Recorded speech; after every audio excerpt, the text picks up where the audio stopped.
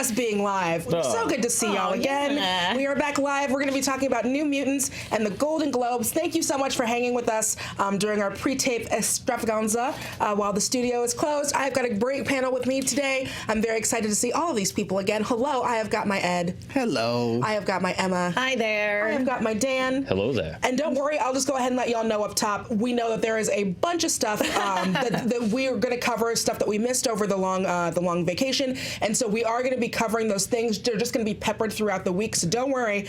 We are going to be covering things that happened while we were out. This is an all Cats episode, right? I saw Cats twice. I'm not even ashamed. Yeah. Listen, if you have not seen Cats yet, it is the movie-going event of the century. Please go see Cats. Yeah, definitely see it before it's out of theaters. Yes, 100%. Another thing that may be in theaters, we think. Will it though? I don't know. I really don't, Danielle. Really unsure, but we did get a trailer for New Mutants, which is, the note says, the much anticipated trailer. Was it? But yeah, so we did get a trailer for New Mutants that did wind up dropping today. We all got a chance to go check it out. So how did the New Mutants trailer affect you after we've been waiting for so long for it? I was surprised it existed. I was convinced this project was just not gonna happen. Yep. Now you thought it was the New Mutants cut? Anyway, I was like furiously scribbling over there. So here's the thing, is that I have had very bad superhero fatigue recently. I will say that because to me this read more horror than superhero, yes, I was interested. Yeah, that's kind of been my take on that as well. Yes, it took me back to those days of 2.5 years ago when we got the first trailer for this movie. I actually felt very much about this trailer, what I recall feeling, which is very little about the first one, which is I like the vibe of it. I like that it's got that horror vibe. It doesn't feel like an X-Men film in the sense of being in that stylistic continuity, which I like. And I am as curious about it now as I was 2.5 years ago when they showed the first trailer. Yeah, I like the whole evil hospital, someone taking advantage of these mutant kids and seeing how all of that works out. I'm super into it. And I agree. I like that it looks different from every other superhero movie. And that's something I've long been a fan of, is we're at a point now with, superhero and comic book movies where you can start doing them and do them as different genre movies. Like with an Ant-Man, that's like a heist movie, and you can have something like this, which is a horror movie. I'm a huge fan of that because it makes it stick out, so it's not just like capes fighting dudes wearing, green and purple. Well, I like the fact that it emphasizes that if you did have mutant powers, honestly, it wouldn't be the greatest thing ever. Most of the people who are heroes have aesthetically pleasing powers. They have aesthetically, they're flying and they're lifting a truck. Well, yeah, anybody can look cool lifting a truck. Nope, that's not true. Dark Phoenix taught us that. That's true. Well, they look very uncool, lifting helicopters and stuff. Not cool. Well, but you're not really lifting them. You're sort of going. That doesn't quite get the, Arnold Schwarzenegger didn't win all those weightlifting awards for going like this. Super strength. You gotta look cool. You gotta do the pose. You gotta put one ballerina foot down to indicate that you're flying. You know what I mean? You gotta stretch your spandex. You know what I mean? This doesn't have any of those tropes because it would be horrifying to not know what you were, to not know why you were, and to be put in some kind of a Nightmare on Elm Street 3 support group because you're a freak. That'd be crazy horrible. I like Nightmare on Elm Street 3, so maybe that's why I'm kind of vibing with this a little. I also really liked Legion on FX, which is loosely X-Men and also takes place in a mental institution a lot of the time. So I am intrigued by the vibe of this. Not being able to trust yourself, right? Yeah. Isn't that what's the scariest part of some of those conjurings and this and that and the other? You can't trust yourself. Maybe you're being manipulated. Maybe you're just having a hallucination. No, I turned into a werewolf. Yeah. Well, and I think the encouraging thing about that is, number one, Josh Boone cited, I was reading Nightmare on Elm Street 3 as one of his influences. Which is great. Very nice. And also the fact that, and I think this just a couple days ago came out, was that the reshoots didn't happen. Josh Boone has said that if this was not the version of his movie that he wanted out there, that he wouldn't be promoting it or supporting it. So there is no Boone cut. There's no. He says there's no Boone cut. We got to get that Abrams cut out first after the Snyder cut. Good grief. But the fact that they went back and apparently did not do reshoots, massaged the film. The director doesn't seem like a Josh Trank situation where he's not standing behind what it is. And right now, it supposedly is coming out in theaters. Seem like encouraging signs, but you never know. Yeah. Yeah. Well, so let's say this turns out to be good, and then when all of our hope is imagined, would you be disappointed that we're obviously not going to get a follow up because now everything's going to be MCU? Yeah, it is kind of a weird scenario, but I don't know. I think that when you're dealing with something that is sort of horror genre-y, a lot of the time that does best standing on its own. So, and I think too that there is this tendency nowadays of like every single film has to be part of some bigger franchise and universe. Don't need it. Not necessary. Yeah, so I make mean, a good movie. Yeah. That's all I care about. That being said, I do think that probably there would have been more stories that they could have told with this group of characters. So in that regard, it's perhaps a little disappointing, but I just want to see a good movie. I think there might be a latency period, though, because we know that the MCU is planned out to a certain extent, and Kevin Feige doesn't seem to be in any great hurry to incorporate the X-Men. So, and we're still going to be getting Deadpool movies. So I don't necessarily think that if this movie were a sensational hit, or even a moderate hit that earned a lot of goodwill, that they would necessarily close the door on a sequel, because I don't think the X-Men are going to be integrated right away. Right. Sure. And it would show the ability to support multiple franchises, as Warner Brothers and DC are now doing with their heroes. Right. As, you have a canonical universe, and you have this kind of offshoot universe, and then Birds of Prey is apparently in its own universe. They're all in their own universe, is what I'm saying. Well, yeah, and also one of the great things about actually being a comic book fan was in certain crossovers there were incongruous characters from totally different moods of books that had to be together for an adventure, and those were some of the funnest comics. You're in a station wagon, and your mom's driving wherever the hell, and you're reading. Some Wolverine is with Thor, and you're like, why? How? This is nuts. And it's so entertaining. So I think that if anybody could do it, if they wanted to do it, I think they could do it. And I think, as Dan stated, this is going to have to be a hit for them to even consider it, and it won't have to be implemented for a while. Right. I stand. I am fully okay with this being a one and done if it's a good movie. Because I do think that you could keep it horror, but it's also like, well, now what horrible hospital or wherever do these kids end up in, and like what weird horror circumstance? That's what I would not want. I wouldn't want it just a sequel just to have a sequel, and it doesn't make any sense. So I like the idea of this being a self-contained thing, but yeah, like there's open possibilities, so you never know. I wonder if Joe can release his set visit now. We don't know. We're finding out if Joe, because I was looking up the dates. It's shot from July through September of 2017. The first report that Disney and Fox might be emerging was in November of 2017. So like this is like a real relic. It belongs in a museum. It's like a real relic. I have a real soft spot for this though, because it's known that I hate magic. I hate it. I think it's dumb. But the concept of magic or the character magic? Oh, no. The concept of magic. No. The concept of magic. Because guess what? Magic with a K is one of my favorite characters of all time. Okay. Ilyana Rasputin is one of my favorite characters of all time. The whole thing of like going into a pocket dimension and coming out aged up and having fought demons for 10 years. And it's like, I don't recognize my brother anymore. He doesn't recognize me. I got half demon armor on. If I use my powers too much, I'll become the Antichrist, basically. That's just nuts. That's crazy stuff to put into a mutant property. That's beautiful. That's why they legacy virused her before they brought her back. Yeah. Anyway, geez, you gotta bring the mood down. I was all happy. I'm never happy, Danielle. Sorry, you get some rest and suddenly I know. It's like mild take Sally over here. I know. Mild take. But no, I hate magic, but magic as a character showed me that magic could be interesting as a horror device, as a life, like change your life device, like the fact that she, went to a pocket dimension and had to fight demons. That was something that happened to her. Right. You know what I mean? It was like a real life event, not just spectacle. Yeah. So I love that stuff. Does this extend to like close-up magic? Yeah, like you don't like to go to the Magic Castle? Look, if you give me $100, I'm just going to run away like the guys in the video.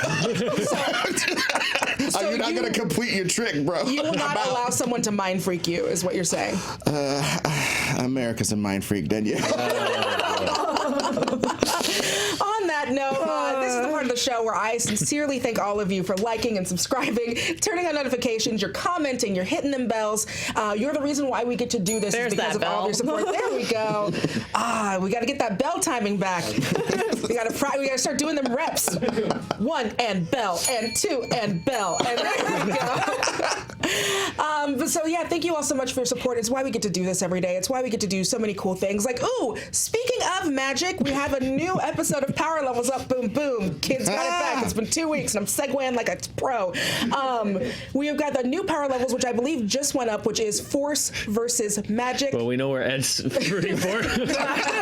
Well, no, because Ed's also like not a big, because this is. Oh, that's right. You also hate. Okay, now wait a minute. This is the unstoppable force versus the immovable object. Right. What do you hate more, the force or magic? Oh man. I mean, that's a real. Yeah, that's a real choice. I gotta say, at least the force is limited and seems to have some rules, whereas a lot of magic just seems to be like Sims, Alabama, whoop, you know. I mean, the force is the life energy that flows between all beings. So there's like some science behind the force. Yes, see, yeah, exactly. Okay. There we go. Right. And we're gonna go through all of that science in this episode of Power Levels. Also, Never Surrender is available now. It's our Galaxy Quest documentary. You can check that out in the link in the descriptions. You can buy that on Apple. Go check that out. We're really proud of all the good work for that. It's also on Amazon. It's on all the places where you can get it. So go and check that out. Everyone was asking, how can we go see a Never Surrender? And now you can see it from the comfort of your own home. Quibi. Every time I say Fubo, I just think For Us By Us. I know. I think that's what that. I don't think there is a streaming service. It sounds like one though. Fubu. Yeah. Fubu. Quemax. Four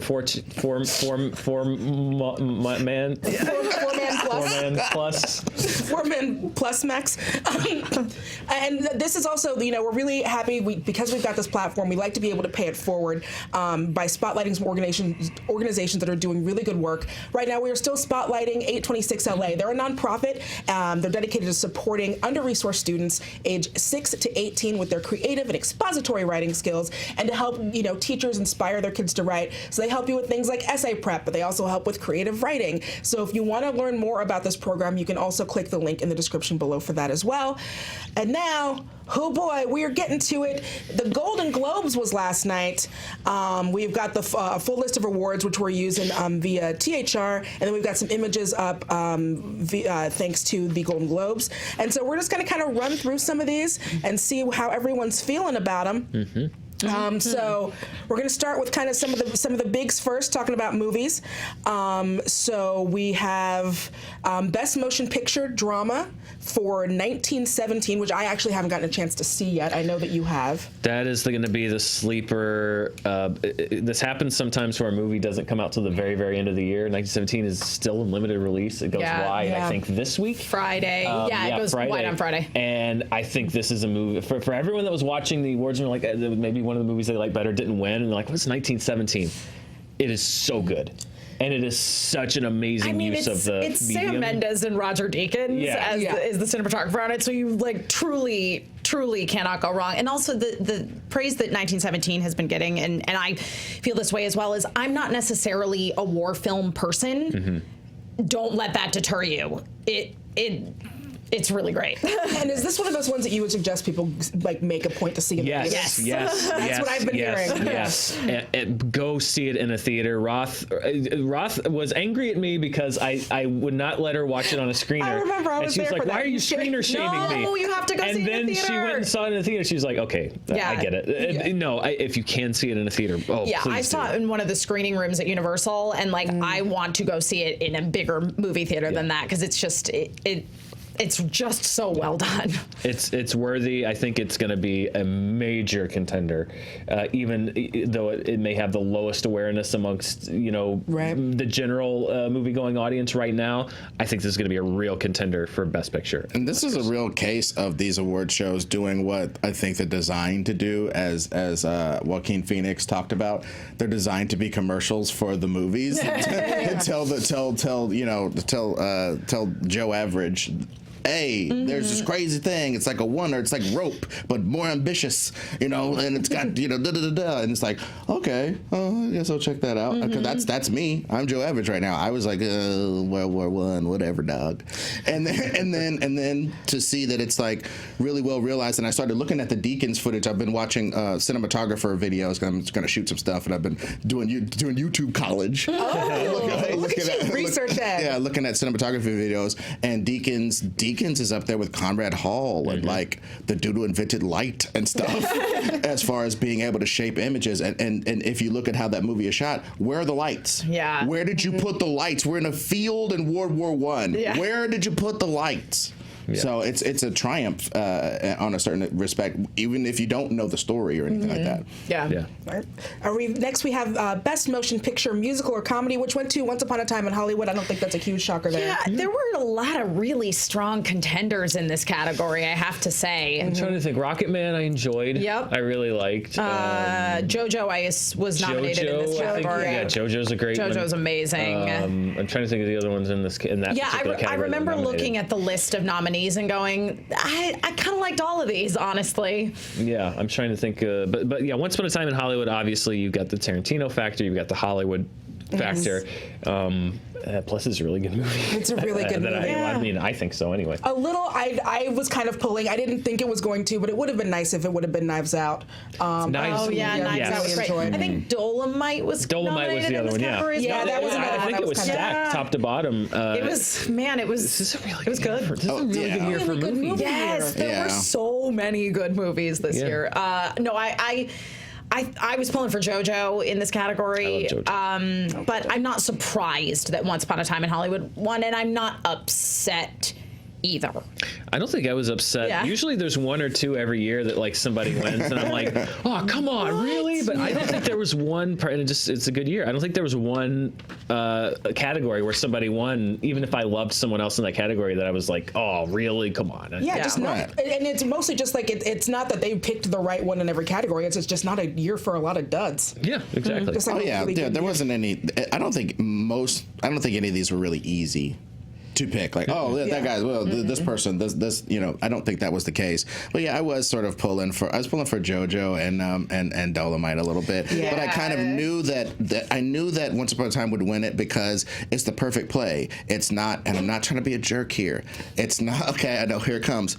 It's not a diversity play. It's not let's pray at the altar of World War II and all the horrors therein. It's, hey, let's celebrate movies, guys, yay. That was the pick for this year, I think. And obviously, and the alternate history, the avant-garde bravura thing that people think happened there with the alternate history thing, all of that congealed to be the best one for them to pick this year as that group of voters. Sure. That's what I think happened. Yeah, I don't know. I think there's a little bit more going on with it. Look, I'm the biggest Tarantino night ever, but... Yeah. Is that what you guys call yourselves? Tarantino Night? I don't know. I'm in a small sect. We're the Mandalorians that take our helmets off. Sometimes I got to take my helmet off. Like, hey, Filet had to take my helmet off and eat some porridge. Then I put it back on for this one. So, yeah, I'm Hot Take Sally, but, like, this is great work. He is great. He's one of the greatest living filmmakers. But this was the right play for this year with these voters. Period.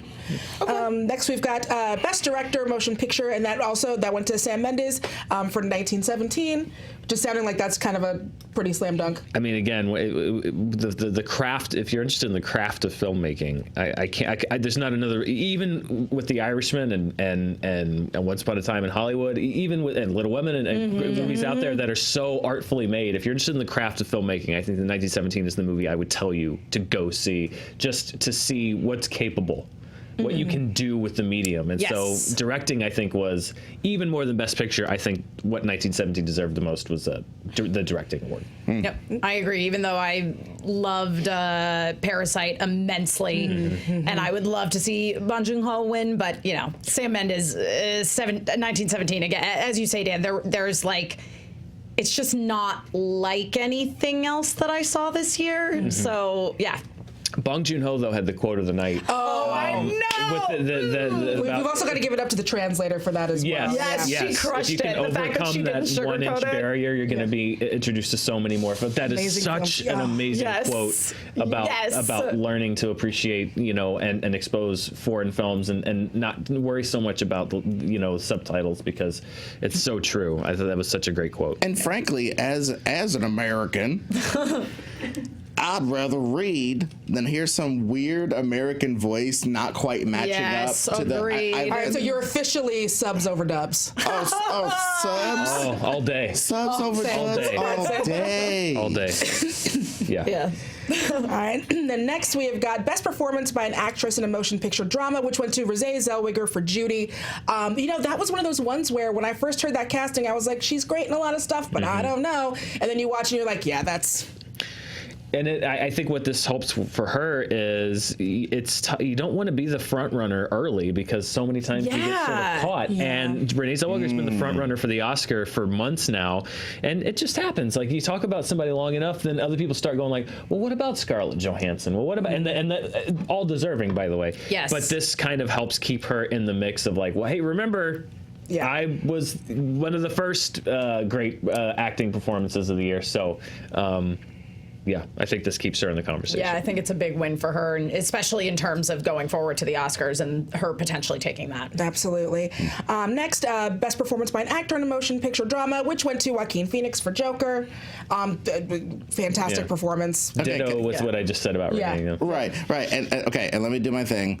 I have come out saying that the Joker is weird to me, and I don't really like it that much. I've said a whole bunch. I'm with you, Ed. But never did I diss Homeboy's performance. No. Because it is so involving, and later, I know we're going to talk about it, but the score, the score, the lighting, and Joaquin Phoenix are all A++++, and you can have your other grades, do your thing, but those three things are A++++, which makes that movie so moving to all of the people who it connected to so well. Did you see the clip of him backstage? Somebody asked him about like, how he prepared for the role, and he was just like, he's like standing up there like that. He's just like, okay. I mean, I feel like I've been talking about that for 6 months. You just want another version of it. Yeah. Okay. And then he like goes off on this long thing. I can just feel it's just like wilting, just like I've been talking about this movie for 6 months. Just give me my Oscar and let me go home. Well, I agree though to this. It's like yes, I've read 18 interviews. Like, don't ask him that question. Ask him something like, what does it feel like to win? Hey, you had some interesting things to say about climate change. Something, not just like tell me about your preparation for the role. Well, it's like that's every junket person. That's the first question they've asked him for the last. It's the first question they ask everybody. Yes. We got to get better questions. Well, I loved how he took the power back, though. He started asking them questions like, hey, did they feed you guys out here? I mean, how long have you been out here? You know, and he was saying stuff, you know, like, oh, you guys got more room back here than we had over there. That's nuts. You know, that was really nice because it humanized the whole enterprise. Yeah. Plus, it's nice to see, I guess, if you're going to win an Oscar for a comic book movie, you got to play that Joker. Yeah, watch the world burn. Yeah. Next, we have got Best Performance by an Actor in a Motion Picture, Musical, or Comedy. We've got Taron Egerton for Rocket Man. What you're making a face? No, Taron Egerton was great in Rocket Man. Taron Egerton was great in Rocket Man. He was great as a puppet in Dark Crystal. I like Taron Egerton, yes, but also there were a lot of great people nominated in this category. That's another one, just like whoever they went with. It could have been. I think for Taron Egerton, what it does is, again, even more so than Renee Zellweger, I don't know if it's necessarily going to make it because Rocketman came out so long ago, but it keeps him alive in people's minds, although it may be too late because, believe it or not, Oscar nominations come out a week from today, which is crazy. Voting's already been begun for... Voting's already started. It's crazy, so this abbreviated award season is nuts, but maybe it indicates that perhaps he could still be in the race for Best Actor despite the big crush of great performances. DiCaprio, Driver, Joaquin Phoenix, obviously. Yeah, I will say this was one I was really pulling really hard for Eddie Murphy. I also really wanted Eddie Murphy to win because I really want to see Eddie Murphy get nominated for the Oscar because he was just so great in Dolomite, and I just there's been this beautiful Eddie Murphy renaissance in like the past month. But but I can't argue with the winner. He was great in Rocketman. That was great. Yeah, he was amazing. Great singing. Yeah. Great performing. Yeah, I think the singing was the put over. They do. They like it when you sing. Well, the singing was coming off the top rope, doing one of those little flippity flips, and you land on the guy. You don't hurt yourself or anybody else. It's called a sunset flip. Yeah, sunset flip. Good job. I love that he was sitting at a table with Rami Malek. I know. Last year, one for playing Freddie Mercury. I was just like, oh, okay, spin-off. Superhero universe. Telling you, I would watch that, the 70s Rockiverse. I would. Okay, I would actually, you know what? Swinton is Bowie. Yep, reimagine all the 70s rockers as superheroes. I'm in. And if people, I just want to say, if people have some question about how Eddie Murphy got, Eddie Murphy's playing basically a comedian who tried to be a movie star. How much of a stretch is that? They could say, and I would say, watch the movie. Yeah, it's almost like it's weird. I know I make weird comparisons sometimes, but it's almost like Denzel's performance in Malcolm X. In that, he has to play a person who is evolving as a person. So in effect, he's playing 2 or 3 roles. Right. He's playing a down and out 45-year-old dude who missed his shot, quote unquote, to a comedy entrepreneur and star, to a movie star, to a pounded out, you failed as a movie star, to a winner. You know, there's 3 or 4 roles in there, and he played them all very well and convincingly. So and then watching him learn how to make movies, it was fantastic. This one, not super surprised, but it is kind of amazing. Best performance by an actress in a motion picture, musical or comedy, Awkwafina for The Farewell. A, that's awesome. B, at what point does she have to do a Dwayne "The Rock" Johnson and start putting that Awkwafina in quotes? I know, exactly. Like we gotta. It's legit now. She's gotten. Lady Gaga rode Lady Gaga all the way to the Oscars. You know what? You're right. So maybe it's just got to be Awkwafina. That's just how it's going to be. But I agree. I think. Can't wait to see that spelling on the plate.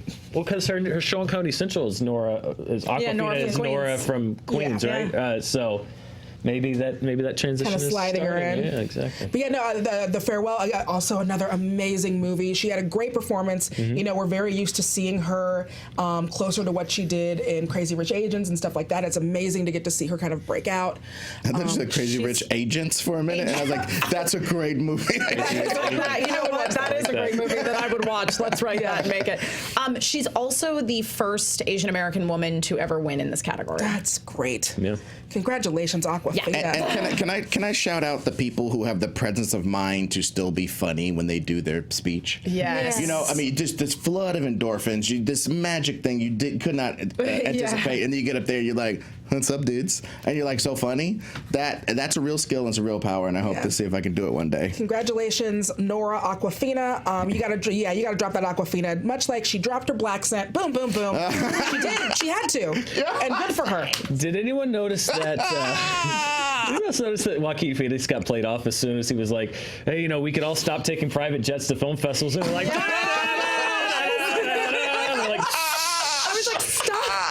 they're gonna blow it for all of us, Joaquin. Don't point out our hypocrisy. Stop it. But I'm telling you, but I think that was really great, because I would love for actors to be challenged in a method way, just challenge them like it's a role, play the role of a good person and watch them start getting the junkets on hobo trains and stuff. They're like, you know, we need your tiny bottles of Cristal. All right, and so now we have a best performance by an actress in supporting role. Laura Dern, Marriage Story.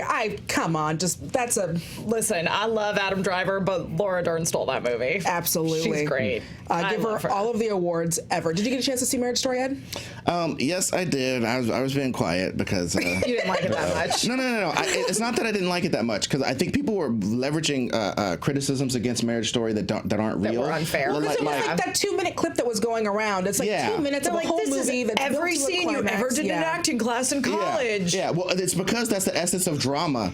Dummy. Duh. That's why. It's like, oh, they said the word "the" is in this script like a staggering 85 times. Shut up, stupid. How am I supposed to describe the action? You know what I mean? So no, that wasn't the problem. I think Laura Dern had one of those showy parts, and while I was watching it, I was like, she's gonna win some damn award for this. Look at this monologue. Look at this monologue is glowing in chartreuse. Oh boy, that's an awards monologue. It was an awards monologue, a beautiful awards monologue, but it was just like. But she's also Laura Dern, so you're also like, it's Dr. Ellie Sattler. I love her. I'll never get over that, ever. It's Sadler after the divorce. Like, look, my husband wanted to dig around in the dirt for Velociraptor claws all day, and I just said, look. I'm done putting my hand in poop. And then best performance by an actor supporting role, Brad Pitt in Once Upon a Time in Hollywood. He was so good. Yeah. He was great, and I also think this is a lot of times you'll see these. It was rewarding his work, but it was also a great guy award. Brad Pitt's a great guy. Award of just like someone that's been around forever, and you know what? He's just a great guy. Let's give him the award. He might write that to the Oscars. And obviously, a lot of people win awards for the role where they, I don't want to say played themselves because I don't want to diminish anybody's acting ability, especially a beautiful man like Brad Pitt who wouldn't have to act well.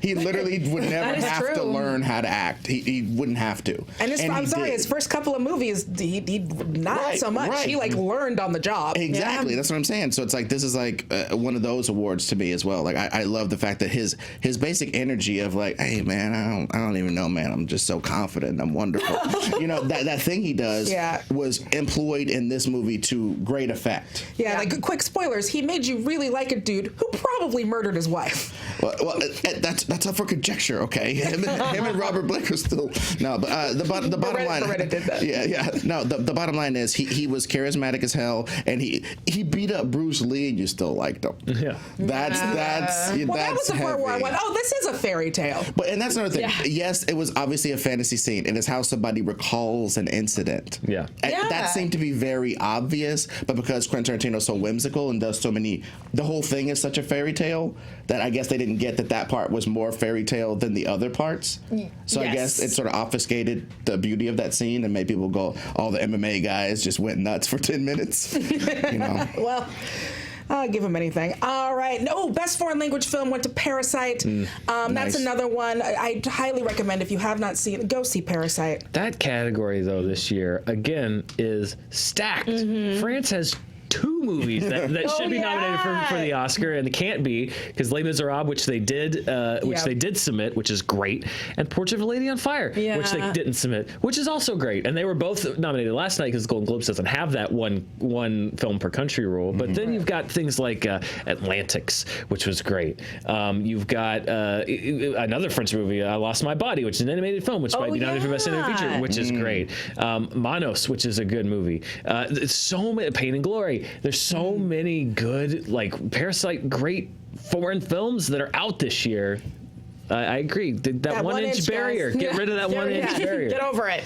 Get used to it. The way that I started getting used to that was when I was younger, and it's also just because I like to see the words. I'd use closed captioning on everything. It's driven every partner I've ever had crazy. I like to say that the first thing you do when you break up with me is go to the Netflix and turn off subtitles. Mara's converted me. Dang. Mara's converted me to a captions person. I love captions. I like captions too. Yeah. I think for me too, it's because I watched so much anime in Japanese with subtitles as a teen that I have an easier time paying attention when there's captioning. Right. No, my only caveat, because I'm a jerk, is I don't watch comedies with the captions ever because the jokes blow the punchline. That is sometimes for a comedy. Yeah, absolutely. All right. Let's see what else. We want to kind of get through some of these. Yes, best original score went to Joker. Best animated film went to Missing Link. That was a surprise. I've actually seen. That was such a surprise, and I really, really appreciate it from the perspective of Lake's work never gets the appreciation that it's due, ever.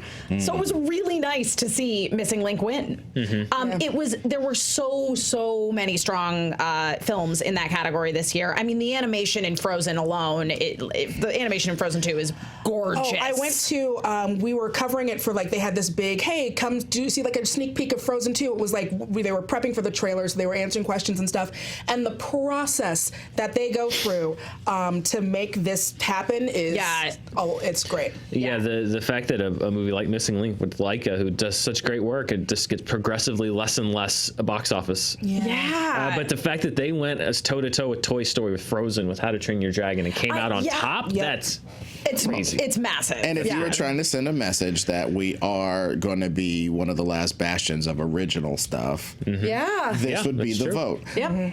Yep. Alrighty, so we've gone kind of through this. Want to talk about a little bit, just a smidgen about the hosting. Anyone? I'm not a Gervais gal, so I was catching jokes on Twitter. I like Ricky Gervais, but this one seemed to be like he was even like the biggest. Like, oh, I don't want to do it. So offensive. It just felt. It felt tired. Like he had a few good zingers, but even his monologue, he's just rushing through the jokes. He wasn't really. It almost felt like he's like, all right, I know what to do. And then the Golden Globes guys are like, oh, make sure you don't host again, Ricky Gervais. We'd hate to have those ratings that you bring in. It's just like having his beer and I don't know. It just felt kind of.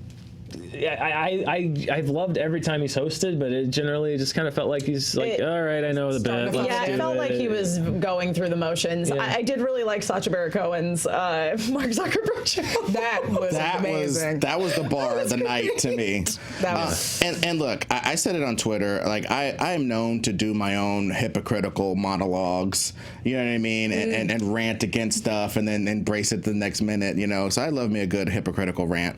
But when he was talking about like, oh, thank your God and thank your agent, and then blah blah blah, you know, but don't say something political up here because you guys are stupid and blah blah blah. It was like, God, that was so Greerian. I had to give it up.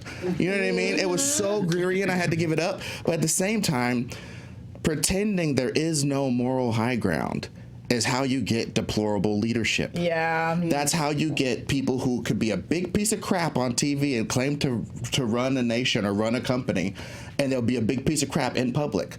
That's how you get people who are crap in those positions, is by pretending there's no moral high ground. Nobody's good. Nobody's slightly better than other people. Nobody's slightly more conscientious than other people. It's all just an equal crap show, and everybody sucks. That attitude is bad, and it's immature. You gotta have some hope. Can't be cynical about everything. Yeah. Right. It's the South Park attitude of just like, well, it doesn't matter. It's a douche and a turd sandwich every year. So it's like, not every year. Some years.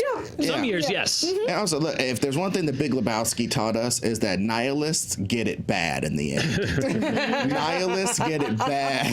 It's true. Don't be a nihilist. Don't be a nihilist. Next, we're just gonna go through some TV really quick.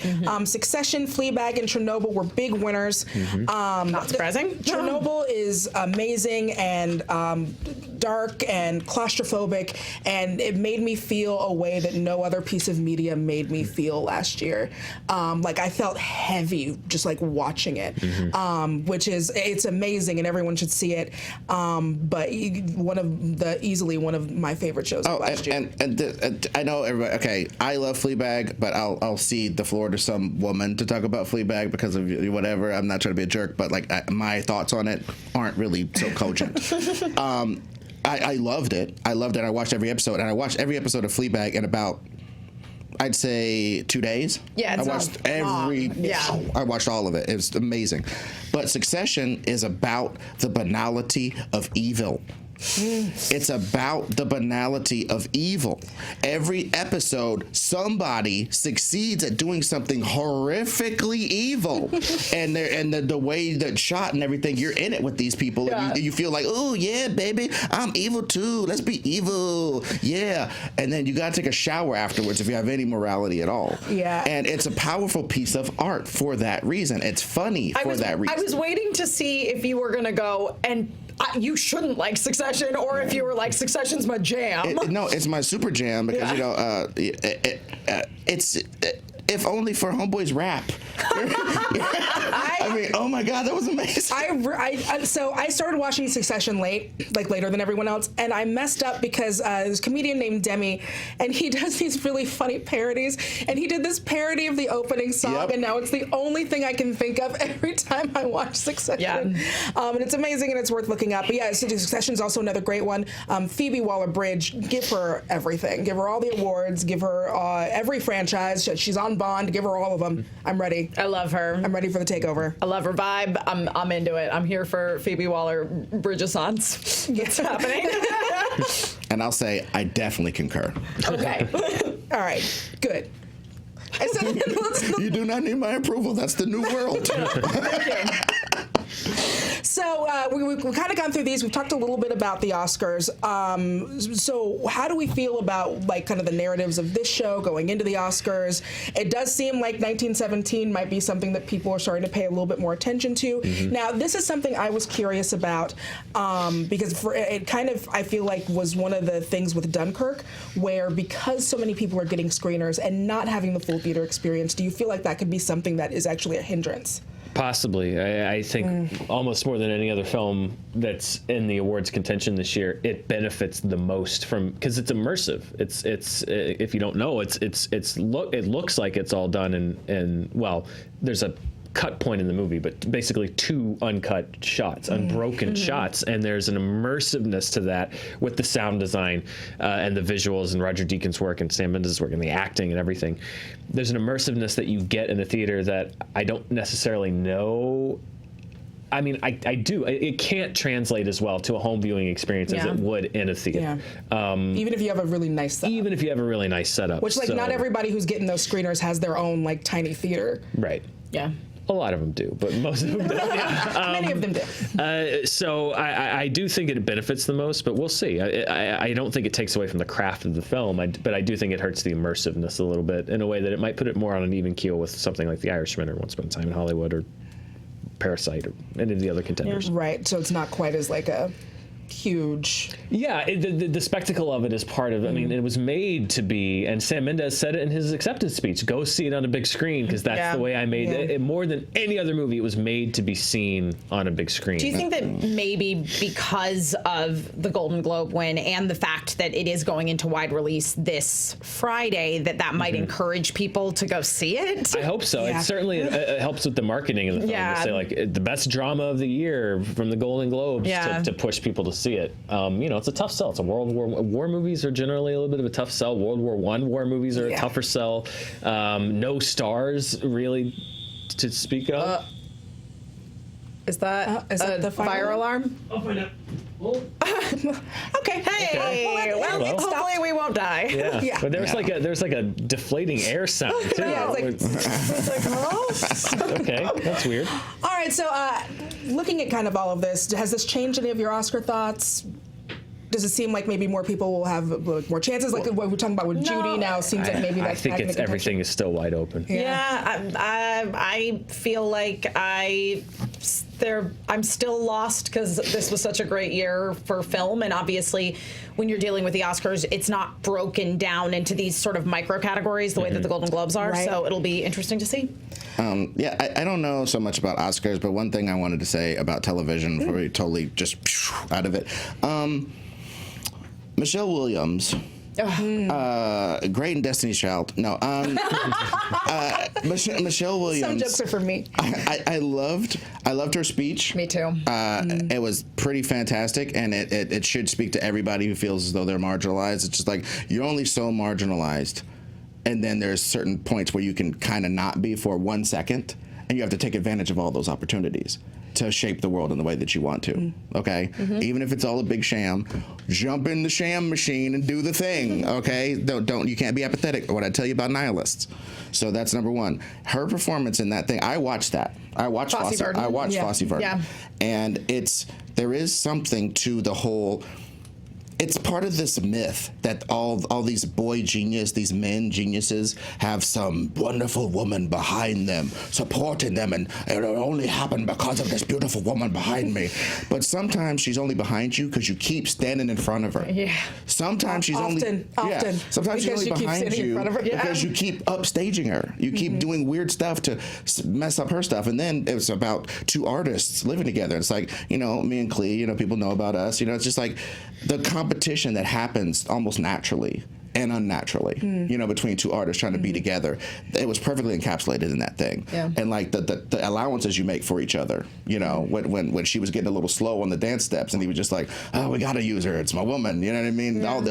All this just heartbreak of being an artist and trying to be two artists together. I don't want to be all weird, but like I loved it. And I would love for people to try to see it on demand. I hope maybe Fox throws it back on demand or something after this or something like that.